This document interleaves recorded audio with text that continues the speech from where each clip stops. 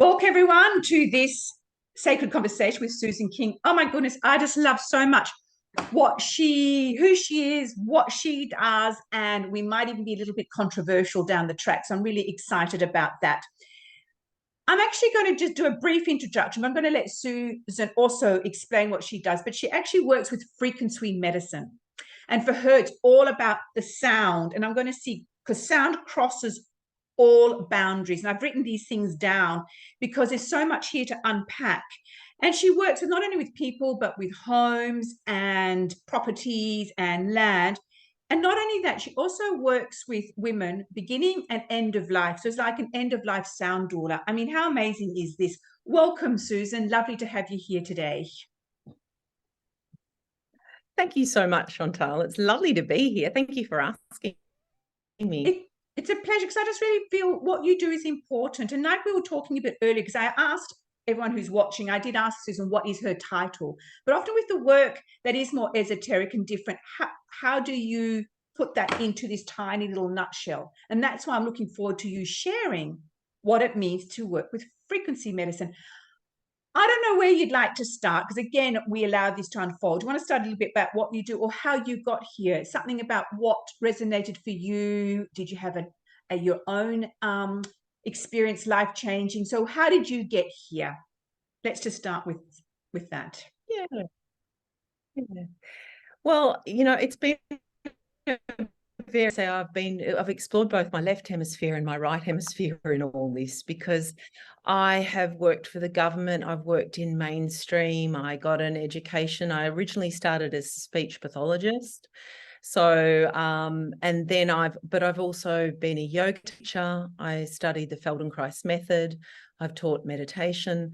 And then about 4 years ago, I stumbled across sound, and I went and experienced it first myself. And laying there, I went, okay, this will be nice. This will be, interesting just to lie there and receive these waves over me with all these different sounds. And I got up at the end of it, and I just felt different. I couldn't believe that something so simple would touch me so deeply. So it sold itself. It really did. And I, ever since then, and then I heard about some local trainings through Kyella Sound, the Australian Institute of Sound College. And that was fantastic because it was local. It was in 2J, and I went there and I learnt all about sound therapy in both groups and individuals. I would say that it sort of just really evolved for me. I was still working in the government job at that time, and probably the practical part of me just went, right, use all that money to save up to buy these bowls, because they're that expensive, the bowls, and they've only gotten more expensive. So to actually purchase all the things that I had dreamed about, and step out into doing this actually full time, you do need money. And we sometimes forget that it's actually, we require that energetic support of our financial support of that real, what I call base chakra stuff, that stuff that involves stability, security, and money. And it worked for me. It was there. And I could feel that there were actually no roadblocks. And a funny thing happens when there's no roadblocks is you actually can sometimes get really frightened, because we're used to roadblocks. We're used to studying and going, oh, I can't do this because of that. I can't do this. And our practical aspects kick in. And for me, those practical aspects were all cleared. And it was like, off you go. And so I was a little bit, I was hoping something was going to come and stop me, but it didn't, and it was really good. So I stepped out and I stepped into it full time to go, and it has been an amazing journey. I started off thinking I was going to do a lot of group work, but realistically, my specialty is really one-to-one work. I love going deeply into exploring the energetic field for people and creating what I'd call embodied healing. So it's not just about having an experience that feels like, I went to Susan and I relaxed and I had a bit of a spa treatment. I actually want people to go, I feel really good, but I feel like I'm really me. Yes. I've returned to myself. And that aspect of returning it to ourselves actually doesn't feel new, and it doesn't feel difficult, and it doesn't feel like we're kind of faking it either. It feels very, very authentic. And one of the funny things that happens that I love about sound is that you rarely get what I call the big cathartic experience. And interesting point on that, because I see a lot of that with the breath work, and I love breath work, but that really intense breath work, which I've done a bit of everything, for goodness sake. I'm 50, I have to have done everything by now. But you know, that can often produce very cathartic results. Sound doesn't. Most people can say, wow, I feel completely different, but I'm okay. And I often notice in my sessions can unravel for 6 months. Yes. So I will often say to somebody, oh, this happened to me at 3 months. And I'll go, yeah, that makes sense to me. When I studied Feldenkrais, one of the things he often spoke about, he was an interesting, very forward-thinking sort of person. He's now deceased, and it was certainly, the whole method was well before its time because of and building awareness. And he spoke about, if you are having a cathartic experience with me, chances are you are going to, at some level, retreat into yourself, because you actually experience trauma by having all that explosive emotion. And he would say, I've worked too fast if I've done that to you.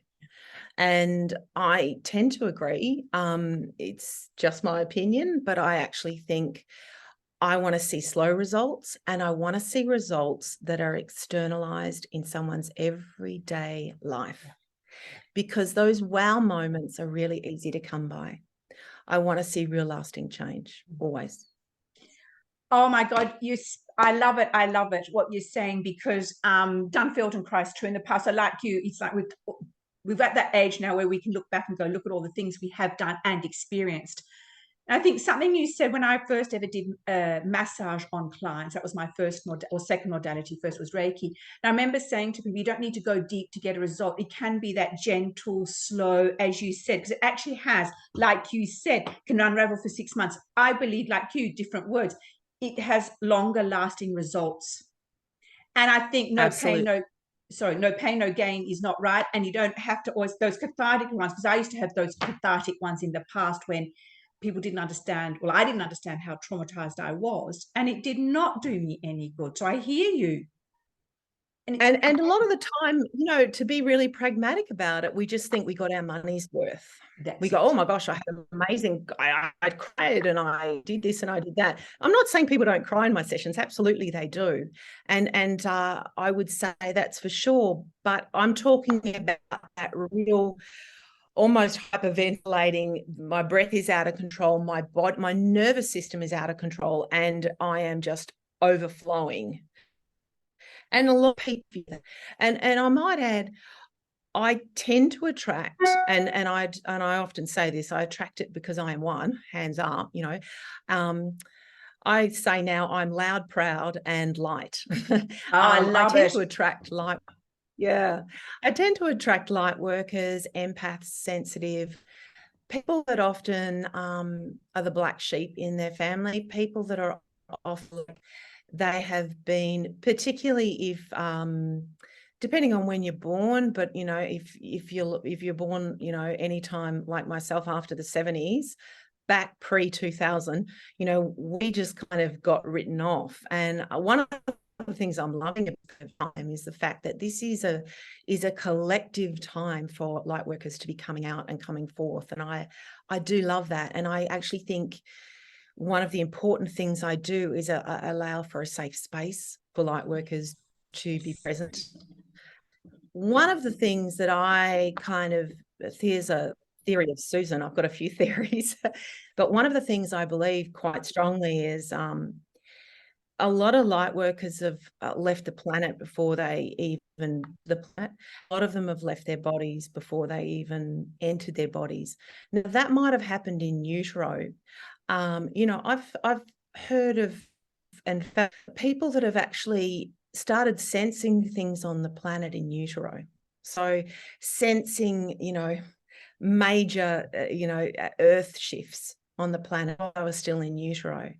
So they come in here and they're reluctant participants. What am I doing here? Never meant to be here. So there's a whole thing of how do we comfortably enter this earth plane? Because my belief is, and I see this in every person I work with, is that they are absolutely meant to be here and they have a really, really important role here. And particularly at this time on the planet, we need every sensitive and every empath and every person that says, I'm not comfortable. Well, you just got to get in here and participate, because we actually need that energy. We need that level of sensitivity, because we're in a insensitive world. We're in a chaotic world.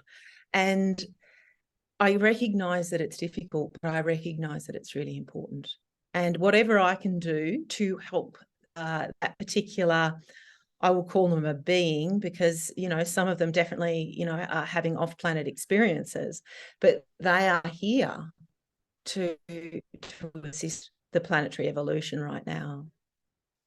And I love that, because to me, it makes so much sense. And when you look back at people's lives who have been sensitive, and I'm one of them, you know, also through my own experiences, is that how do you fit in? Like you said, how do you fit into this harsh world where you have to be a certain way? Sensitivity and emotions and tenderness are just not accepted. You've got to put on this big facade. So I love how you are, like you said, just embracing all of that and standing up and saying it, having a voice.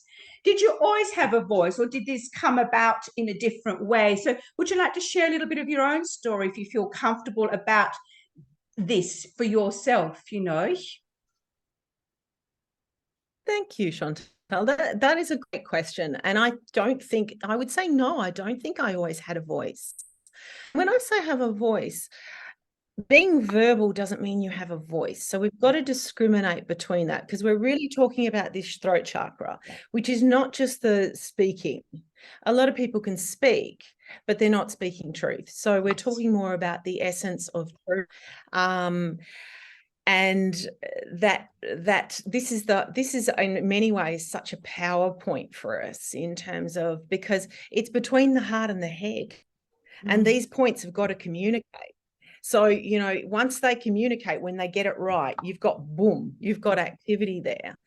And that's important. So it's not, people often isolate. I know we're going to talk about chakras separately, but people often isolate chakras, and it gives me you cannot isolate. No. You cannot isolate the solar system. You can talk about one star or another, but in actual fact, are a constellation.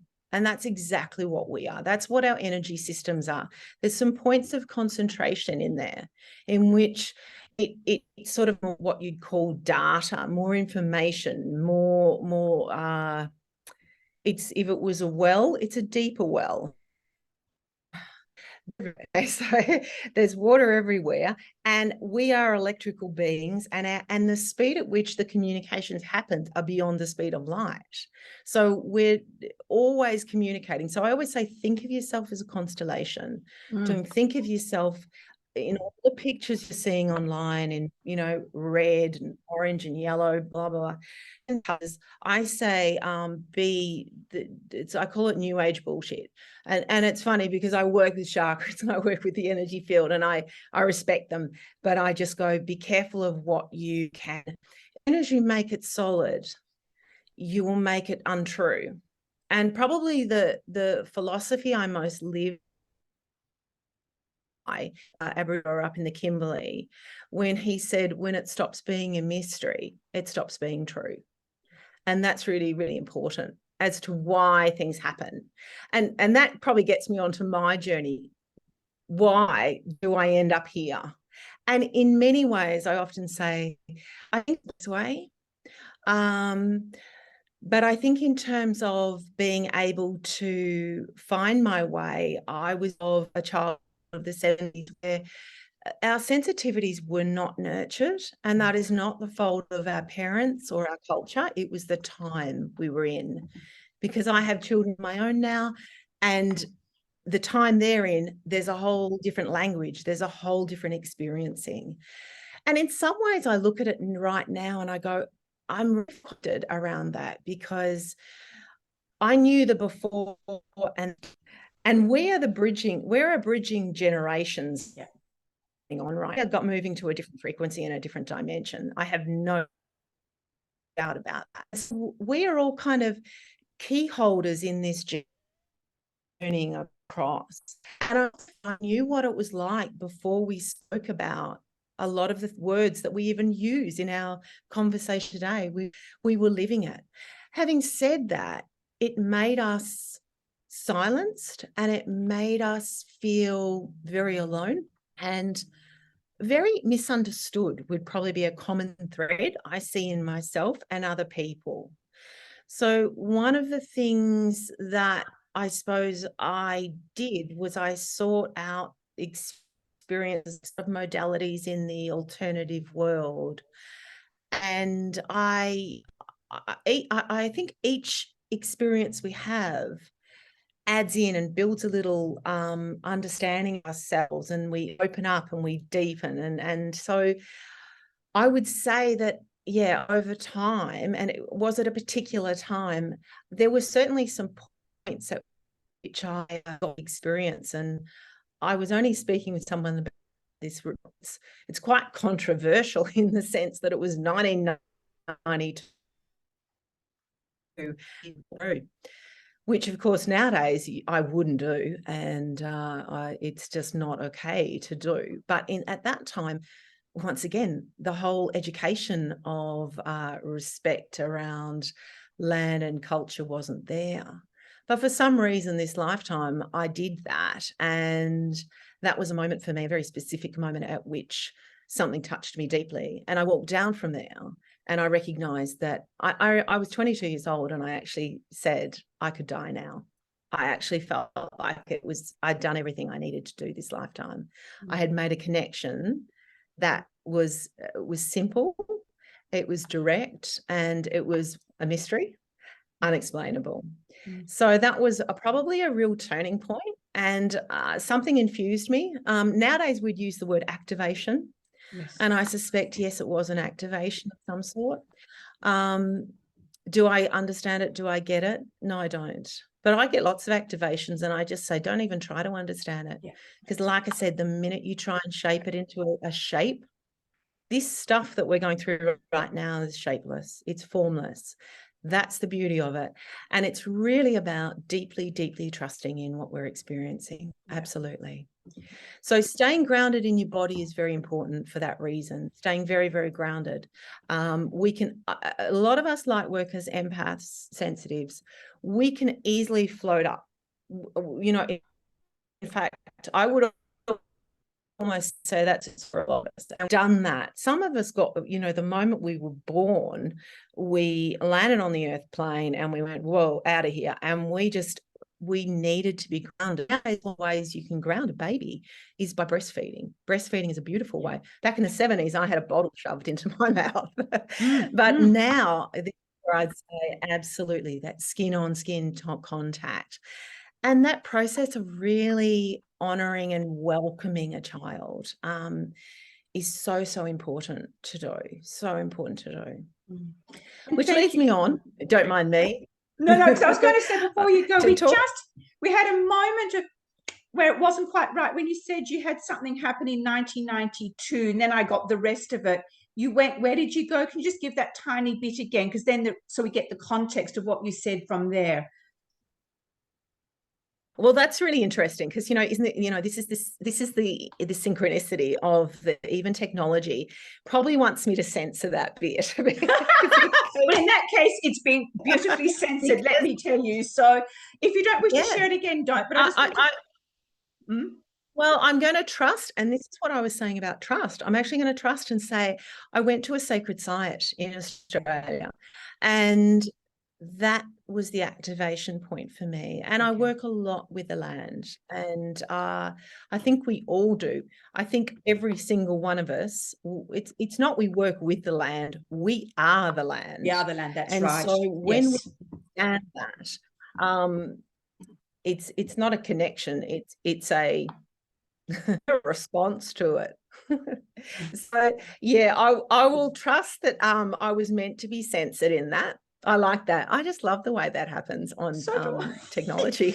And it was interesting because I was listening to you, but I was trying to, now when do I stop it? When do I stop? And it just kept saying, don't, just let it go, let it flow, you know. So it is interesting how that happens. So I agree with you. And I think I'm working now with an Aboriginal psychologist who's done depth psychology with Jung and all the different things, but he's bringing in his sacred symbols and that. And as he said, like you said, we are the land, like, you know, we are, the sacred land is within us as well. And I just love that. It's teaching us a whole different way.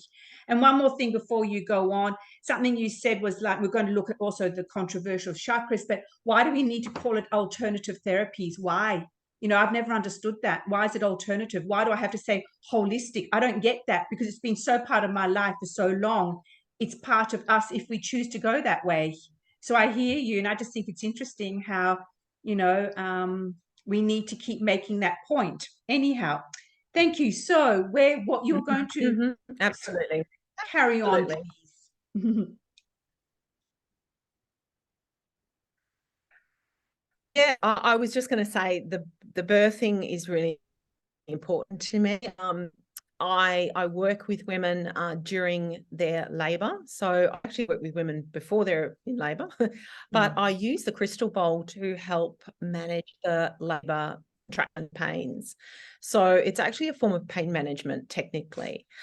And in fact, next week I'm working with a gentleman who has extreme pain, and we're still experimenting with the same techniques that I use in the birthing suite to try with just pain as well. So that's going to be a really interesting. I love it when people are open to trying things. That's often where I found success, and I've gone, wow. And people say, how does it work? And I'd say, look, I really don't know. Once I had, even in 22, two experiences where I had women wanting to get pregnant, and we did a whole lot of work. And it's not, I'm just going to clarify here, it's not necessarily working with the womb. It's not necessarily working with the ovaries, the womb, and the feminine system. It's working with a whole. Yes. The exciting thing was within 7 days of those sessions, both women were pregnant. So that was like fantastic. And I really, the first time I was at a birth, I just had such a strong sense of myself being a doula. And I clarify that as it's not non-medical. I am not the person who advises to when to do what. I manage the frequency in the room. Use gongs in the middle, Tibetan bowls, and the crystal bowl, but mostly the crystal bowl to help manage the contractions, and voice. So a lot of what I do in antenatal is about encouraging women to use their voice, because my mantra, you might say, when it comes to women is birth is not just a medical experience. It is actually an initiation. And it always has been, and it always will be. And I don't know what that is. I don't care how many tubes and how many things go beep beep. and it doesn't matter whether you have a cesarean or vaginal birth. It doesn't matter. It is still an initiation. And every initiation requires that we step into our power. And so it's really interesting because both the cervix and the vocal cords are made of exactly the same material, exactly the same type of thing. And when you look at a photo of both of them, you've got this happening. So it's amazing, the connection. And so we do a lot of stuff around using a lot of toning, which is vowel sounds, or as I say main birth, there's a lot of groaning, but you'll speak to women and they'll say, oh, you know, and that's not, it's getting back to that aspect of the cathartic thing. A lot of us don't like to feel out of control. It's not a healing experience. Safety is actually part of our safety circle, you might say, in any experience, is about feeling in control. So what I love about the birth experience is it's about giving women the opportunity to feel more in control. They're more able to, they can increase, for instance, let's say they're going into a quite a sharp pain. I can tell because they're the sound that might sound, and I'll give you the example, it might go, it's starting to get, you know, you can hear the pitch change, and it's kind of got that resonance of, you know, something's tightening here. So I deliberately, as sort of the co-creator in this kind of room, because don't forget, I've been co-creating sound with them for about 10 hours by now. So we've got a ka-ching thing happening for everybody working with the birth team. And that is, I will lower the frequency. So I'll be like, oh, bring the sound down so that she can then start to bring her sound down, because when we bring that sound down, we allow it down. And birthing is a downward movement. It ain't an upward movement, it's a downward movement. It's all about going down. It's an earth thing. Makes so sense. What I love about that is it changes, like, you know, I've gone into a hospital, and I love it when the nurses walk into the room and they sort of go, oh, there's this lady over there who looks like she's in a Zen monastery and she's rolling the bowl.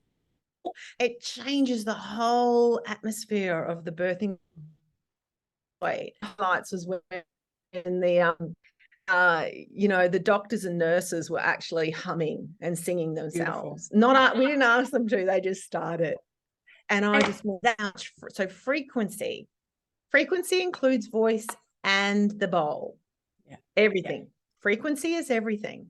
And I love then how it has that rippling effect. Like you said, it affects people without even them needing to know. And I think something you said earlier, which is something I'm exploring more now and with clients, is you don't need to know.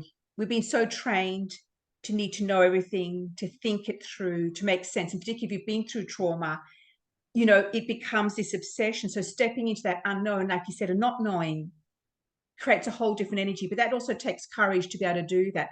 And just before we end, I'd like you to talk about, because we did mention this controversial way of looking at chakras, because I'm sure that comes in as well. I just love the way you've explained your work. It's given me a whole different insight to what you do and who you are and what you are bringing to the world that these women can then take out in their own way, you know. Well, I mean, you know, I haven't even spoken about I also work at the other end of life with people who are dying, because I always say, if there's ever a time to get your chakras in order, it's when you're dying, because you want to get out of here. You want to be able to get out of here and get to the next plane and get to the next level really easily. It's like, you know, it's like strap on your seatbelt and let's go. So that's a whole another conversation. But every transition we have in life, and people often come to me really intuitively when they are ready, when they are ready to birth change. So I feel like I deal with physical birth, but I also deal with individual birth in that sense. And it might be just seeing themselves in a different way. And that's where I get a lot of, I don't call myself a medium, but I do see dead people. I don't call myself a psychic, but I do get messages. So I don't like those labels. I don't want to be labeled like that. I call myself a deeply sensitive person who reads energy. Love it. And that means whatever comes through. So, you know, that means your mum's in the room while we're doing work. That means you're getting supported by your mum. And she might share a message or whatever happens. But I don't, expectations can really, they ruin it for me. That I will, if you come into a session and you say to me, so this means I have to, if somebody says that to me, I'll go, whoa, you know, no. Let's take that back and think about this differently, because you've always got choices. You've always got free will. And one of the things that we're always challenged by is our own power. How do I use my own power? Yes. What does my own power mean to me? And it might be a specific power. It might be like, well, feminine power is a good one. You know, for a lot of women, it's like, what is feminine power? Because we've got a lot of cultural stuff, and look, we could do a whole other. Oh my God, we've got podcast so on many that one. You know, what is conversations. I feminine power? know. And unfortunately, I'm going to need to say, I've got a couple more minutes. So if you wish, because we did talk the chakras, can you summarize briefly? Because as you said, I think we'll have a few more conversations down the track. Because I just love what you're talking about. And there's so much in there. And I want to be able to honor that. But, you know, the time, unfortunately, is running out. So just briefly, controversial about the chakras. You did mention how you can't do them individually. So just quickly go through that, please. Sure. So, I mean, I give the example, you know, the sacral chakra, the heart chakra. Now, you know, a lot of people go, okay, and you know, if you Google search things, it'll say, if I've got an imbalance in my, now the word imbalance even is a challenging word, because we're always out of balance. We're out of balance from what we were 5 minutes ago. So we're no such thing as perfectly balanced. When people come out of a session, they go, I feel, but that's because you've gone back home. You've gone back to your sense of who you are. And that's a really nice feeling. That is a lighter feeling. You've got cultural layers on you. But so the chakras, I always say, for one, if you can just remember, try not to think of them individually. Get insight from them. Yeah, for sure. Those lower chakras are much more equal plane, and the upper chakras are definitely much more about your spiritual plane. That's all. The heart chakra absolutely is key in whatever you have spiritually down into this to manifest and to be active in your life. So if you were going to start with a chakra, if you just somebody was brand new listening to this and they said, well, probably go, well, what's that woman talking about? But that's okay. You'll get there in terms of understanding that the chakras, you can feel the heart. If you say to people, you know, when you feel your heart, and that's a really good one to start with because it's got a lot of power and a lot of resonance. We often don't talk about the back of the chakras either. And that's another really big opening at the front, but our back will be. Oops. We've just lost you again, Susan. We've just lost you there. Oh, lost you now. Yes, you've only just come back. So I think what we might need to do, because I'm wondering if it's that time of day now where everyone's getting on the internet and we're losing a lot more connection than we had before. So I'm feeling really uncomfortable leaving at this, but I think it might be because I'm losing you more and more as the time goes on. But at least you've given us a little bit of a taste of that, because I agree with you. I mean, I've got on my YouTube the individual ones, but like you said, I think in it's for education, is to support. Then you do what you want with, you bring them in, because as you said, nothing is isolated in this world, but we've been taught everything is just little bits everywhere. No, it's all one, you know. I hear you. So thank you, Susan. What would you, I want everyone to know. I've just say that again. Sorry. Just said we've got separation and specialization. Yeah. Yeah.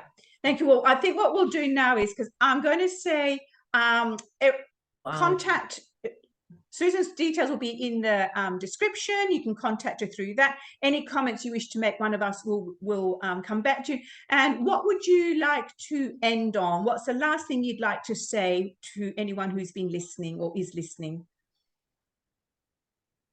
Gosh. Well, look, I would say always trust the life path you're on. Yes. For a start. No matter what's going on for you at the moment, it is actually the path to be on. Yes. And this is Earth School. The fact that you might be in an uncomfortable point or something's challenging you, I think we're always getting challenged. I would challenge you to ask yourself, strengths is this pulling up in me? what's it asking from me internally around my strengths, because people, most of us, are very good at giving a good analysis of what our weaknesses are, but in terms of strengths, what is it that it's pulling up in you right now? Because it will be pulling something. Love that. That's beautiful. Oh gosh, it's forcing me to yeah, forcing me to, you know, think differently, or I'm being confronted about whatever it is. Yeah. Love it. And it is, I think it's a beautiful way of turning around. Let's look at our strengths. Thank you, Susan. Really appreciate your time. As I said, anyone, make comment, check out her details. They'll be in the description, and just anything you wish to share, do, because there's so much goodness in there, and it is thinking differently, but in fact, it's not really. Thank you, Susan. Thank you. Lovely to chat. I really have enjoyed it, Chantal. Me too.